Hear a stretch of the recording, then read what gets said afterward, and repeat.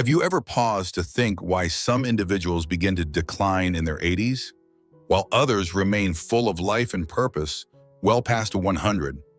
It's not simply fate or family history that determines this. It's the result of intentional, powerful choices made along the way. In today's video, we're going to reveal 5 transformative insights, supported by inspiring real-life examples and enduring wisdom. These lessons can change the way you approach aging, helping you not only live longer, but live with greater meaning and vitality. Before we dive in, if something in this video resonates with you, even just a little, I'd be grateful if you could let me know by typing 1 in the comments. If not, no worries at all. Just type 0 so I know how to keep improving. And if you haven't subscribed yet, I invite you to join us. We're building a space for wise elders to thrive together. Now let's take this journey. Number 1, stay curious. Lifelong learning keeps you young.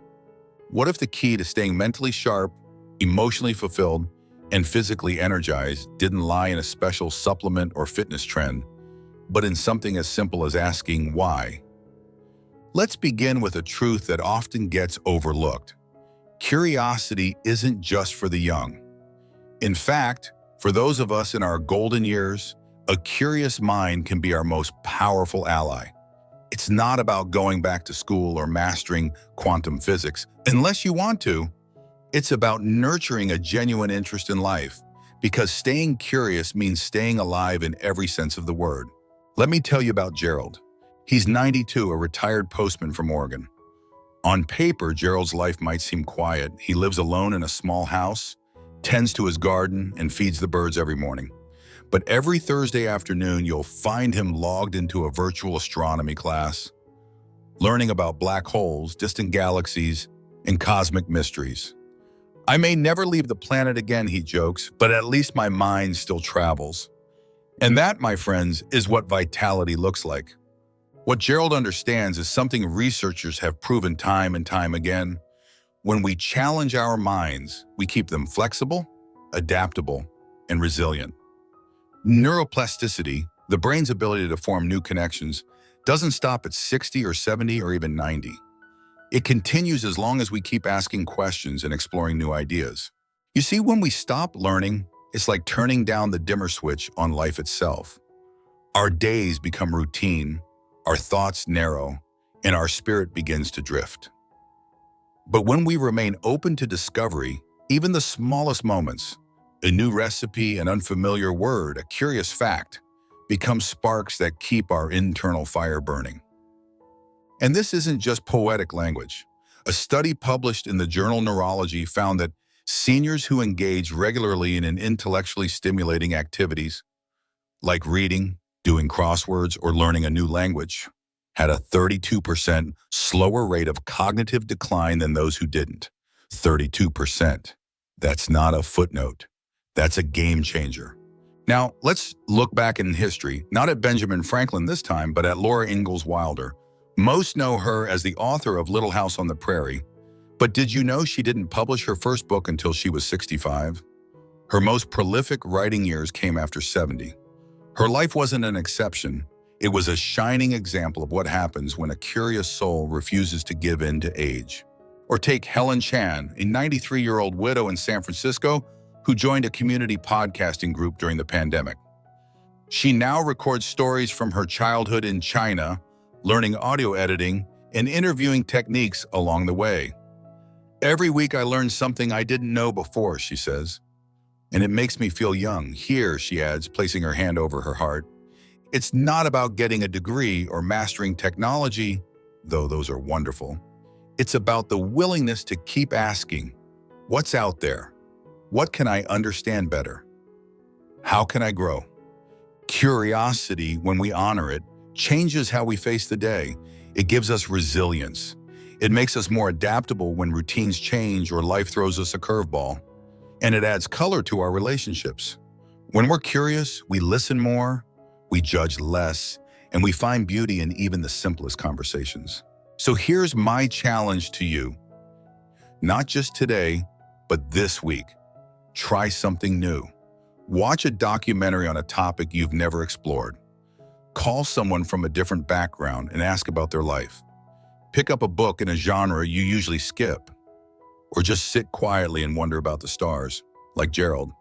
These small acts aren't just pastimes, they're acts of self-care, acts of defiance against the dulling of the mind, acts of wisdom. And if this message resonates with you, if it sparks even the tiniest flicker of interest, I invite you to let me know by typing 1 in the comments below. If it doesn't connect with you, feel free to leave a 0. Your honesty helps me grow too. We're never too old to learn.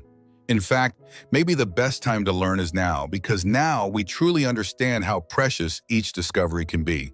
So let's keep asking questions. Let's stay curious, and let's live wide awake. Number 2, move with meaning, because stillness is not safety. After 80, many people assume it's natural, even expected, to slow down, take it easy, and rest more. But here's the surprising truth. Choosing to be still too often can quietly steal your strength, your balance, and even your years. One of the most underestimated risks to longevity isn't illness or injury, it's inactivity. The moment we stop moving regularly, our bodies begin to shift in subtle, silent ways. Muscles begin to shrink, joints stiffen, and the cardiovascular system loses the resilience it once had. It doesn't happen overnight. It creeps in slowly until climbing stairs feels like a mountain and a short walk leaves you winded. But here's the empowering part. This decline isn't inevitable. It's reversible. And it doesn't require boot camp workouts or expensive gym memberships. You simply need to move with intention, consistency, and joy. Let me tell you about Barbara Holloway, an 89-year-old retired librarian from Wisconsin. Barbara starts every morning with a short stretch and a walk around her neighborhood block, rain or shine. She doesn't count steps or track miles. What she does track, however, is how she feels. If I move, I feel alive, she says. If I sit too long, I start feeling like a piece of furniture. Her simple routine isn't just habit, it's medicine. And science agrees. Studies have shown that sedentary lifestyles are linked to a range of chronic illnesses, including heart disease, type 2 diabetes, and dementia. In fact, researchers from the Journal of Aging and Health have found that older adults who remain physically active are less likely to experience mobility-related disability and are more likely to maintain cognitive clarity longer into life. And while many people are inspired by icons like Jeanne Calment, the French woman who lived to be 122 and famously rode her bike into her second century, there are also less-known stories closer to home. Consider the retired cattle ranchers in Loma Linda, California, one of the world's famed blue zones. Into their 80s and 90s, many of them still walk their land, tend their gardens, and chop their own vegetables. Their secret isn't found in fitness trackers or protein shakes. It's in daily functional movement that's embedded into their way of life. Movement in these communities isn't seen as exercise. It's life itself. It's how they connect to their surroundings, their purpose, and each other. So what's the takeaway for the rest of us? It's not about pushing your limits or keeping up with 20-somethings at the gym. It's about discovering movement that brings you joy and turning it into a daily ritual. Maybe that means dancing in your kitchen while the coffee brews. Maybe it's weeding the garden, practicing gentle chair yoga, or joining a walking group at the local mall. Even light housework can be a source of motion and purpose. What matters is consistency, not intensity. And there's more good news. The benefits of regular movement go far beyond just physical. Exercise releases endorphins, those feel-good chemicals that lift mood and ease stress. It also improves circulation, supports stronger bones, and keeps the brain sharp. Walking briskly for just 30 minutes a day can cut your risk of heart disease by nearly half, according to the American Heart Association. Even better, you don't have to do it all at once. A 10-minute walk in the morning, another after lunch, and a light stretch in the evening add up. The key is to stay in motion. But perhaps the most important benefit of movement after 80 isn't just health, it's hope. When you move, you prove to yourself that you're not done yet, that you're still engaged, still capable, still here. So today, I invite you to ask yourself, how can I move with meaning? Not out of obligation, not out of fear, but out of love for the life you still have and the body that's carried you this far. Take a deep breath, wiggle your fingers, roll your shoulders, then take one step forward, literally, because each step isn't just about walking. It's about walking toward vitality, dignity, and years still waiting to be lived. Number 3, strengthen the people around you because connection is the medicine of longevity. What if I told you that one of the most dangerous health risks you might face in your later years isn't a disease or a fall, it's loneliness. Not the occasional quiet afternoon or a peaceful moment alone. I'm talking about persistent, unshakable isolation. The kind that settles in like a fog and starts to weigh down your body, your mind, and your spirit. Loneliness has been called a hidden epidemic, and for good reason. Research shows its impact is as harmful to your health as smoking 15 cigarettes a day. Yes, you read that right. Prolonged social isolation has been linked to chronic inflammation, weakened immune systems, increased rates of depression and anxiety, and a higher risk of heart disease and stroke. In older adults, it's even associated with accelerated cognitive decline and a shortened lifespan. But here's the hopeful part. The antidote is already within reach: human connection. When we cultivate a circle of supportive, loving, and engaging relationships, we don't just feel better. We live longer, think clearer, and age stronger. Let me introduce you to Mabel Rios, 87, from Albuquerque. Mabel leads a weekly knitting group at her community center. She started it as a hobby, but over the past 10 years, it's become much more, a sisterhood.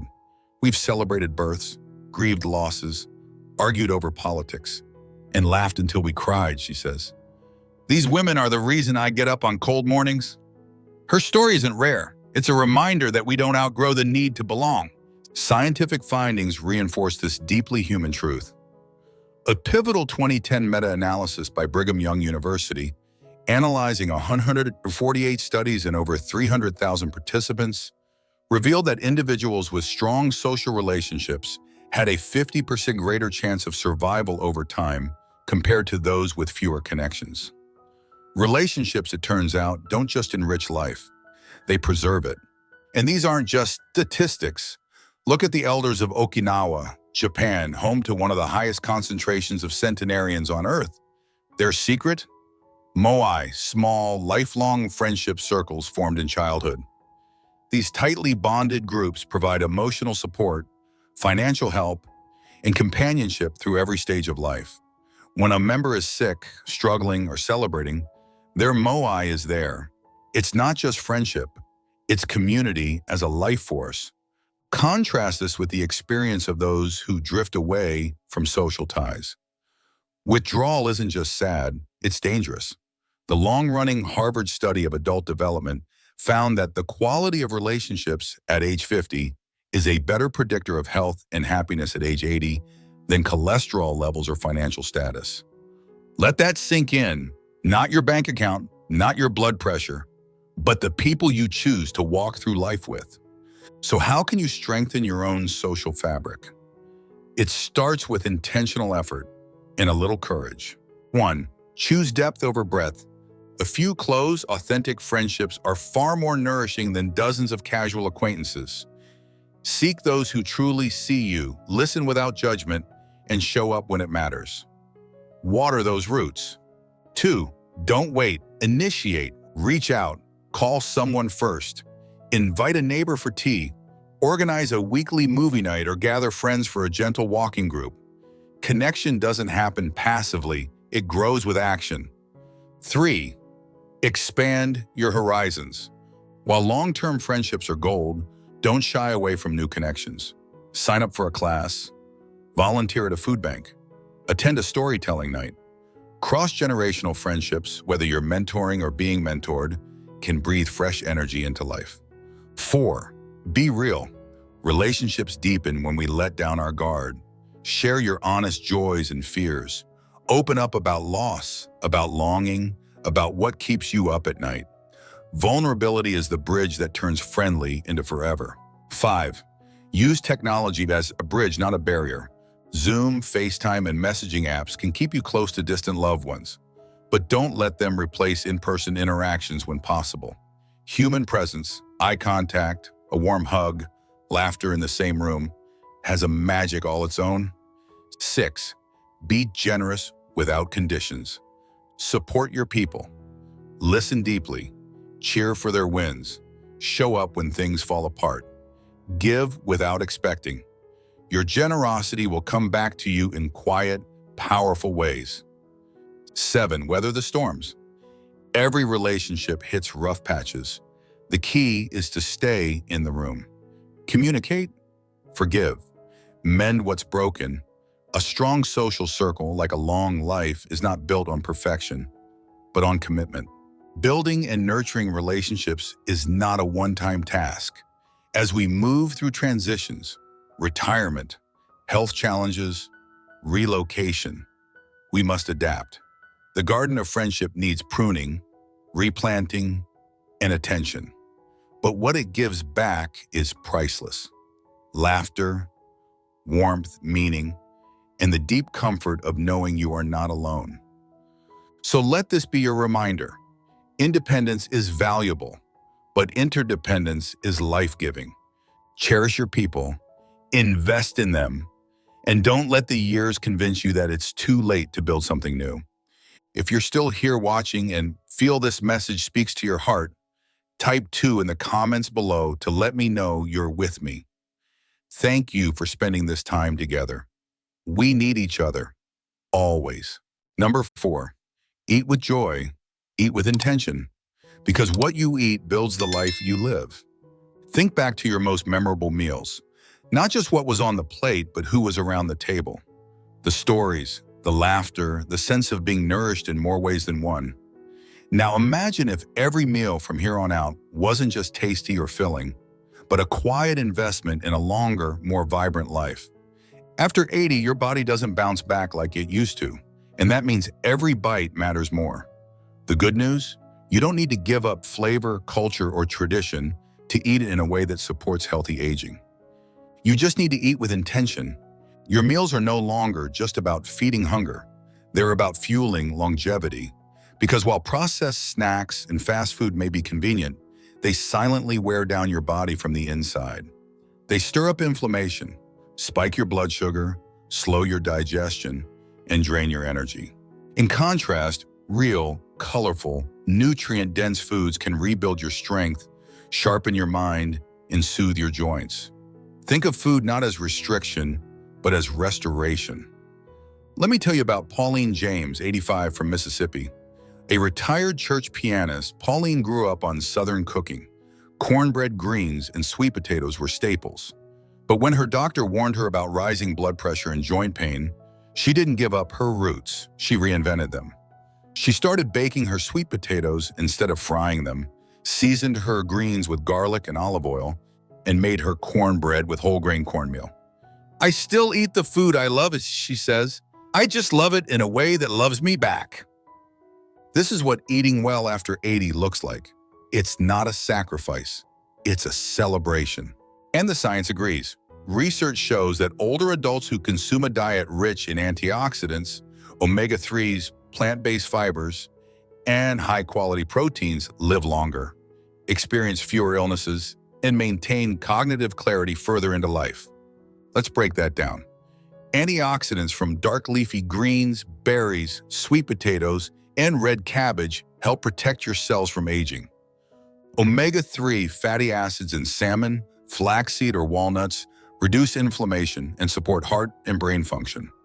Protein is crucial to maintaining muscle and strength, especially as we fight sarcopenia. Eggs, beans, tofu, lean meats, even peanut butter count. Fiber found in oats, apples, carrots, and whole grains keeps your digestion running smoothly and your immune system strong. And don't forget herbs and spices, turmeric, rosemary, ginger, garlic. Not only add rich flavor, but also bring powerful anti-inflammatory benefits to your meals. Still not convinced? Just look at the long-lived communities of blue zones like Ikaria in Greece or Loma Linda, California. Their meals aren't complicated. They eat real food, beans, vegetables, herbs, fruits, olive oil, and small portions of fish or meat. Most of all, they eat slowly, together, and with gratitude. They also avoid empty calories, things like soda, processed snacks, and deep-fried fast food. Not because they're dieting, but because they value every day of life, and they know that good food gives them more of those days. So what can this look like in your everyday American kitchen? Start here. Trade fried for baked. Bake catfish with lemon and herbs instead of deep fried. Go bold with flavor. Use cayenne, cumin, fresh herbs, and citrus to make your dishes sing. Brighten your plate. Add roasted beets, sautéed spinach, or squash to your Sunday meal. Reimagine comfort food. A bowl of slow-cooked lentil chili can feel just as warm as meatloaf and is easier on the arteries. Keep it soulful. Enjoy black-eyed peas with collards and cornbread. Just prepare them with less salt and saturated fat. You are not giving up flavor, you're upgrading it. And don't eat alone if you can help it. Meals shared with others bring emotional nourishment in that's just as important as the nutrients themselves. Set the table. Invite a friend. Eat slowly. Laugh a little. These rituals have been shown to improve the digestion, elevate mood, and reduce stress. Food is not your enemy, it's your ally. Eating for healthy aging isn't about restriction or perfection. It's about giving your body what it truly craves: nutrients, balance, and joy. It's about feeding your purpose, not just your appetite. And no, you don't need fancy superfoods or trend diets. The people who live the longest rarely do. They just eat simply, intentionally, and with love. So next time you fix a plate, ask yourself, is this meal helping me become stronger, clearer, and more alive? Because every bite builds your tomorrow. If you're still watching and this message resonates with you, type 3 in the comments and share one dish that brings you joy and health. Let's inspire each other with wisdom on a plate. Number 5, discover your why. Because a life with meaning is a life that lasts. Imagine waking up tomorrow morning and feeling a quiet excitement in your chest. Not because something big is happening, but because you simply want to greet the day. That feeling right there is purpose. And it may just be the most powerful ingredient in the recipe for a long, meaningful life. You see, longevity isn't just about living a long time, it's about living well. And without purpose, even the longest life can feel hollow. Purpose isn't a fancy word for ambition or a reward for the lucky few. It's the compass that keeps you steady, the engine that powers your will, and the light that cuts through life's most difficult moments. Whether you're 60, 80, or 102, having a reason to wake up each morning can strengthen not only your spirit, but your body and brain too. Modern science backs this up. Studies from the Rush Alzheimer's Disease Center have shown that seniors with a strong sense of purpose are less likely to develop cognitive decline in Alzheimer's. Another landmark study published in The Lancet found that having a sense of meaning in life significantly lowers mortality risk, even when adjusting for income, education, or physical health. Purpose, in other words, isn't just a nice idea, it's protective. Let's take a look at someone who embodies this truth. At 97, Raymond Castillo begins each day with a walk through his neighborhood in Albuquerque. A former mechanic and Vietnam War veteran, Raymond didn't always have a reason to get up early. But after his wife passed away and his sons moved out of state, he found himself adrift, until a neighbor asked him to help fix an old lawnmower. One repair turned into 2. Then someone needed help with their brakes. Before long, Raymond was known as the porch mechanics, fixing small engines and tuning up tools for free. What started as a way to pass time became his new reason for being. It's not just about the machines, he says. It's the people. It's knowing I'm still useful, still needed. That right there is purpose, and it can take many forms. For some, it's about service. For others, creativity. For many, it's connection, being a guiding presence in the lives of grandchildren, or simply offering support to a friend who needs it. Think about Grandma Moses, Anna Mary Robertson Moses, who didn't pick up a paintbrush until her 70s. What started as a hobby to ease her arthritis blossomed into a new calling. By her late 90s, her nostalgic pastoral paintings were exhibited across the globe. She wasn't painting for fame. She was painting to tell stories, to leave behind a legacy of joy and simplicity. And she did, brushstroke by brushstroke. Then there's the Japanese philosophy of ikigai, a word that roughly means a reason for being. In the Okinawan blue zones, where centenarians thrive, ikigai is not a lofty goal. It's part of daily life. Some tend gardens to feed their families. Others teach music to neighborhood children or lead community rituals. The point isn't what you do, it's why you do it. Purpose can be fluid. It can evolve. You may raise a family in your 40s, mentor others in your 60s, and discover a love for storytelling or gardening in your 80s. There's no deadline, and no purpose is too small. One woman I met, Eleanor Boyd, 88, runs a story circle at her local library in Indiana. Every Thursday, she gathers with a group of young mothers and their toddlers and reads aloud. "I don't just read books," she says with a grin. "I pass on magic." And isn't that what purpose is? The chance to give something that outlives you. So how do you find it, especially if you're not sure where to begin? Start by asking yourself 3 simple questions. What lights me up inside? What do I want to be remembered for? What could I do today, even in a small way, that brings someone else joy or comfort? Maybe you love cooking. Could you teach your grandkids a family recipe? Maybe you've kept journals for decades. Could you compile them into a memoir or a series of letters to loved ones? Maybe your quiet strength is your gift. Someone in your life may need your steady presence more than you know. And remember, the benefits of living with purpose aren't just emotional. They're deeply physiological. Having a sense of purpose helps regulate stress, lowers cortisol levels, and protects against depression and anxiety. It promotes better sleep, encourages physical activity, and inspires healthier eating habits. In short, when you have a reason to live, your body responds by helping you live longer. It also builds resilience. When illness strikes or loss visits your doorstep, as it does for all of us, purpose gives you the strength to carry on. It's not about pretending things are easy. It's about remembering why you keep showing up. The elders of Sardinia, another blue zone, often speak of their role as cultural anchors. They tell stories, tend sheep, or guide the community in seasonal traditions. Their purpose isn't about productivity, it's about presence. And it's something you can begin cultivating right now. Write letters, plant trees, mentor a teen, organize a photo album, lead a song at church. Tell your story, yes, your story, because someone needs to hear it. Someone will carry it forward. The form doesn't matter. The feeling does. What makes your heart beat stronger? What makes you feel here? Because that's your purpose. And it will carry you just like it carried Raymond and Eleanor and Grandma Moses into years filled not just with time, but with meaning. If this speaks to you and you're still with me, I invite you to share what gives you purpose.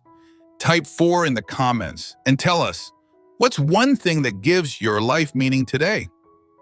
We're here for the years, but even more, we're here for what makes them matter. And there you have it. 5 timeless insights to not only extend your years, but to fill them with energy, purpose, and joy. Now it's your turn. What spoke to you the most today? Was there one idea that made you pause and think, I could try that? I'd truly love to know. Share your thoughts in the comments below. Even just one small step you plan to take. If you found this video helpful, consider giving it a like and sharing it with someone you care about. And if you'd like to keep walking this journey of wisdom with us, don't forget to subscribe and turn on notifications. Until next time, stay curious, stay strong, and stay beautifully alive. I'll see you soon.